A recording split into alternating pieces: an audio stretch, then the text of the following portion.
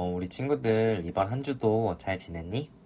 얘들아, 코로나로 우리가 집에만 있기에 너무 답답했을 것 같아. 우리 교회도 좀 오고 싶은데 실내에서 많은 사람들이 모이다 보니까 걱정이 돼서 못 오는 친구들도 많이 있을 거야. 그래서 우리 교회는 다음 주에 부활절을 맞아서 야외 예배를 부모님과 함께 들어보려고 해. 날씨도 따뜻하고 예쁜 꽃들도 펴있고 넓은 야외에서 부모님들과 함께 예배 드릴 수 있으니까 가능한 친구들은 오랜만에 교회에 와서 목사님과 인사도 하고 선생님들도 만나고 즐겁게 함께 예배할 수 있는 시간이 되었으면 좋겠어. 이거와 관련된 이야기는 또 너희 부모님들에게 문자로 정리해서 보내줄 테니까 우리 다음 주에는 집에만 있던 친구들도 같이 교회에 나와서 예배할 수 있었으면 좋겠다. 그러면 오늘 또 우리 같이 우리의 신앙을 고백하고 목사님 잠깐 기도한 다음에 우리 예배 시작해 보도록 할게. 준비, 시작. 나는 전능하신 아버지 하나님 천지의 창조주를 믿습니다. 나는 그의 유일하신 아들 우리 주 예수 그리스도를 믿습니다. 그는 성령으로 잉태되어 동정녀 마리아에게서 나시고 본디오 빌라도에게 고난을 받아 십자가에 못 박혀 죽으시고 장사된 지 사흘 만에 죽은 자 가운데서 다시 살아나셨으며 하늘에 오르시어 전능하신 아버지 하나님 우편에 앉아 계시다가 거기로부터 살아있는 자와 죽은 자를 심판하러 오십니다. 나는 성령을 믿으며 거룩한 공교회와 성도의 교제와 죄를 용서받는 것과 몸의 부활과 영생을 믿습니다. 아멘. 오늘 예배를 위해서 목사님 잠깐 기도하겠습니다. 하나님 아버지 감사합니다. 오늘 또 우리 친구들 이 자리로 불러주시고 함께 예배할 수 있는 시간 주셔서 참 감사드립니다. 하나님 오늘도 우리가 함께 말씀 나눌 때에 우리가 하나님의 말씀을 잘 배워갈 수 있는 우리 초등부 친구들 될 수 있도록 도와주세요. 지금부터 시작하는 예배 가운데도 함께 하실 줄을 믿으며 모든 말씀 예수님의 이름으로 기도합니다. 아멘. 얘들아, 오늘 우리가 함께 찾아볼 하나님 말씀은 요한복음 말씀이야. 요한복음은 신약 성경에 있고 요한복음 12장 12절부터 15절까지 말씀인데 목사님이 가진 성경책으로 신약 성경 167쪽에 있어. 꼭 성경책을 다 찾아서 함께 읽어봤으면 좋겠는데 우리 다 찾은 친구들만, 못 찾은 친구들은 영상을 잠깐 멈춰놓고 다 찾은 친구들만 목사님과 한 목소리로 읽어보도록 하겠습니다. 준비 시작. 다음 날 유월절을 지키러 온 많은 무리들은 예수님께서 예루살렘으로 오신다는 소식을 들었습니다. 그들은 손에 종려나무 가지를 들고 예수님을 맞으러 나갔습니다. 그리고 외쳤습니다. 호산나, 주님의 이름으로 오시는 자에게 복이 있을 것이다. 이스라엘의 왕에게 복이 있을 것이다. 예수님께서는 어린 나귀를 발견하시고는 성경에 기록된 대로 그 위에 타셨습니다. 시온에 따라 두려워하지 마라. 보아라, 너의 왕이 오신다. 그분은 어린 나귀를 타셨다. 아멘. 얘들아, 오늘은 교회력으로 종려주일이라고 하는 날이야. 우리가 일반적인 달력에도 보면 새로운 한 해를 시작하는 날이라고 해서 설날이라는 명절을 지키지. 그리고 또 달이 가장 둥글게 뜨는 날이라고 해서 추석 이런 명절도 우리가 지키는 걸 한 번쯤 봤을 거야. 이것처럼 교회를 다니는 사람들은 예수님이라는 분을 기준으로 몇 가지 기념일을 정하고 있어. 교회의 아주 대표적인 기념일이 뭐냐면 우리가 계란 나눠주는 부활절 같은 기념일 있지. 이 부활절은 예수님께서 십자가를 지시고 죽으신 다음에 다시 부활하신 사건, 그 날을 기념하는 날이라는 의미를 갖고 있는 기념일이야. 근데 예수님께서 죽었다가 다시 살아나시는 이 부활절이 사건이 있으려면 어쨌든 예수님께서 십자가에 달리셨다가 죽으셨다가 다시 살아나는 사건이 있어야 될 거 아니야? 그 시간, 그러니까 부활절을 기준으로 일주일 전을 예수님께서 십자가에서 죽으시는 그 한 주간을 우리는 고난주간이라는 의미로 불러.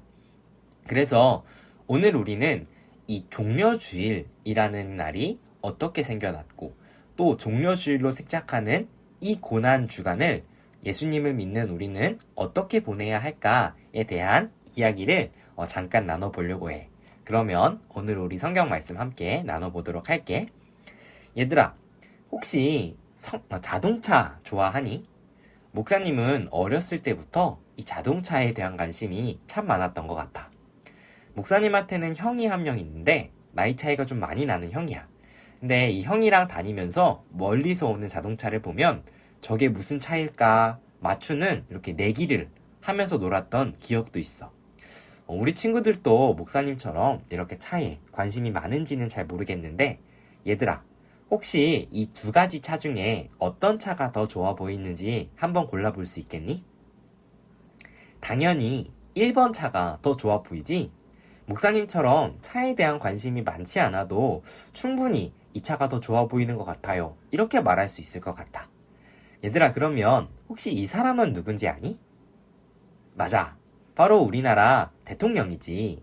그렇다면 만약에 다음 주에 이 대통령이 우리 초등부 친구들을 만나러 온다고 한다면 1번 차를 타고 올까? 2번 차를 타고 올까? 당연히 1번 차를 타고 오겠지. 왜 그렇게 생각했어? 우리나라 대통령이라면 조금 더 특별하고 조금 더 비싸 보이는 자동차를 타고 올 거라고 너희들이 기존에 생각하고 있었기 때문일 거야. 얘들아, 근데 혹시 이 사람은 누군지 아니? 잘 모르겠지. 근데 이 사람이 이런 자동차를 타고 와서 이봐 친구들, 내가 바로 대통령이라네. 이렇게 말한다고 한다면 그 사람의 말을 믿어줄 수 있는 사람이 있을까? 아마 많지는 않을 거야.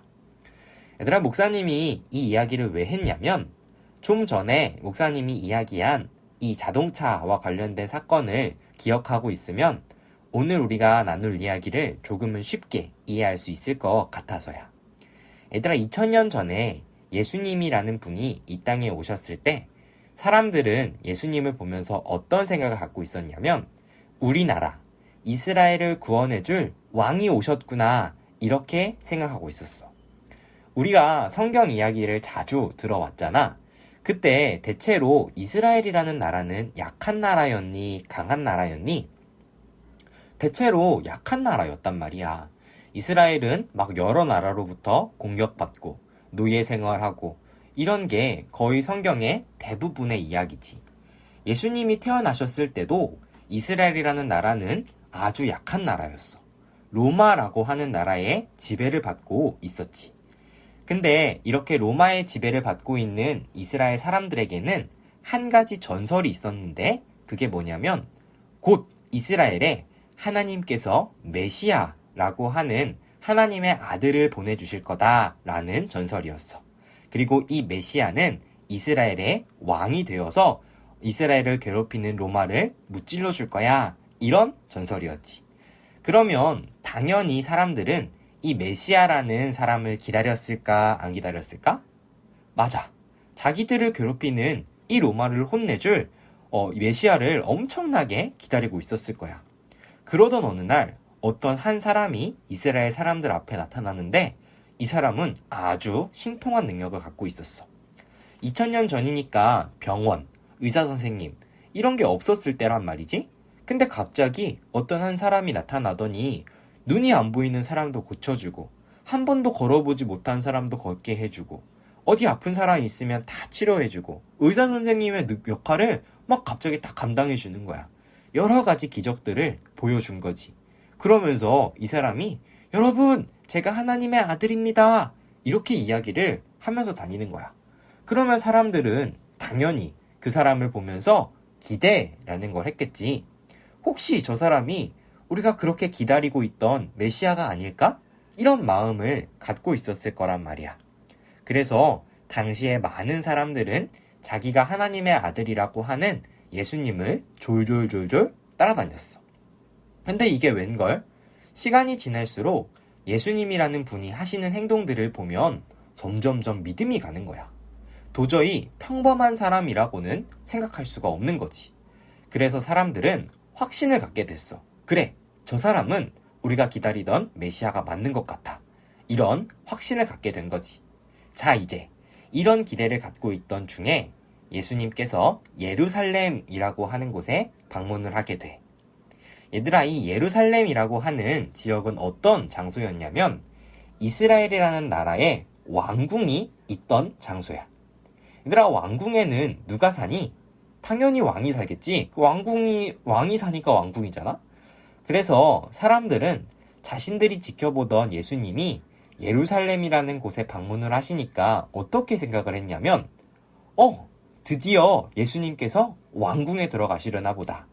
예수님이 이스라엘의 왕이 되셔서 왕궁에 들어가셔서 우리를 괴롭히는 저 못된 로마 군대를 혼내주시려나 보다. 이렇게 생각을 하면서 막 기대에 부풀었던 거지. 그래서 사람들은 이 예루살렘, 왕궁이 있는 예루살렘으로 들어오시는 예수님을 보면서 이렇게 외쳤어. 호산나, 호산나, 예수님, 예수님, 어서 우리를 구원해주세요. 이렇게 열심히 외쳤지. 그리고 사람들은 아주 기쁜 마음을 가지고 예수님을 더 열심히 따라다녔어. 얘들아, 근데 이게 웬걸? 예수님이라는 분이 예루살렘 땅에 방문하신 지 얼마 안 돼서 어떤 일이 벌어지냐면 예수님이 왕이 되셔야 되는데 로마 군대한테 잡혀가신 거야. 그리고 십자가라는 형벌 도구에 사형 선고를 받게 돼. 얘들아, 지금 우리에게는 이 십자가가 단순히 교회를 표시하는 어떤 이미지, 이런 정도지만 2000년 전 예수님이 살던 사람들에게 십자가는 아주 끔찍한 사형 도구였어. 사람을 가장 잔인하게 죽일 수 있는 고문 도구이면서 당시에 가장 심한 범죄를 저지른 사람을 죽이는 사형 도구였지. 지나가던 사람들은 이 십자가만 봐도 벌벌벌 떨 만큼 아주 무서운 형벌 도구였다는 거야. 근데 이스라엘의 왕이 되실 줄 알았던 예수님이 로마 군대에게 잡혀가서 이 십자가라는 데서 죽게 된다는 거야. 그러면 사람들의 마음이 어땠을까? 아마 예수님에게 엄청나게 실망했을 거야. 우리를 구원해줄 메시아인 줄 알았는데, 저 로마를 혼내줄 우리의 구원자인 줄 알았는데 아니었구나. 그냥 거짓말쟁이였구나. 이렇게 생각을 하게 된 거지. 그래서 아까 예수님을 따라다니던 사람들, 좀 전에 호산나, 호산나, 예수님, 어서 우리를 구원해주세요. 이렇게 외치던 사람들 있지? 그 사람들이 이제는 예수님을 보면서 뭐라고 얘기하냐면 저 사기꾼 예수를 당장 십자가에 못 박아라! 이렇게 외치기 시작한 거야. 얘들아, 당시 사람들의 태도가 이렇게 변했던 이유는 자기들이 기대하던 예수님의 모습과 실제 예수님의 모습이 달랐기 때문이야.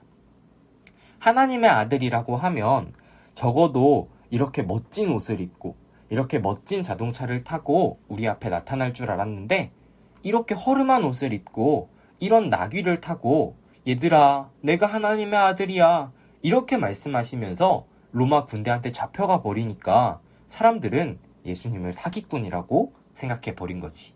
얘들아, 근데 예수님은 사기꾼이었을까 아니었을까? 아니었어.